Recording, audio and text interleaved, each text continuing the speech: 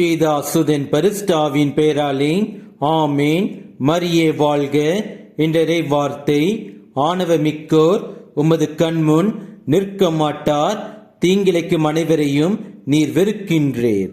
The arrogant cannot stand in your presence, you hate all who do wrong. திருப்பாடல்கள் அதிகாரம் 5 வசனம் 5.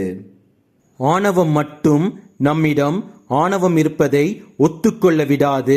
அந்த ஆணவத்தால் ஏற்படும் தீமைகளை நன்மை என்று நம்மை விவாதிக்க வைக்கும். நாம் எப்படிப்பட்டவர்களாக வாழ்கின்றோம் என்று சிந்தித்து பார்ப்போம். இந்த தீய குணம் நம்மிடத்தில் இருந்தால் அதற்கு மனம் வருந்தி திருந்தி வாழ இந்த தவ காலத்தில் நம் கடவுள் இயேசு கிறிஸ்துவிடம் ஜெபிப்போம். இயேசுவுக்கே புகழ். மரியே வாழ்க. ஆமேன். தயை செய்வாய் நாதா, என் பாவங்களை நீக்கி. தயை செய்வாய் நாதா, என் பாவங்களை நீக்கி.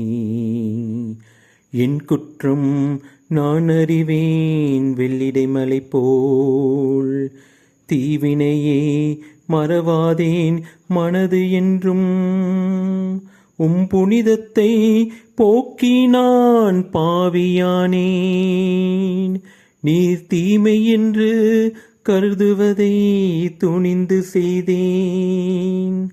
தயை செய்வாய் நாதா, என் பாவங்களை நீக்கி. தயை செய்வாய் நாதா, என் பாவங்களை நீக்கி.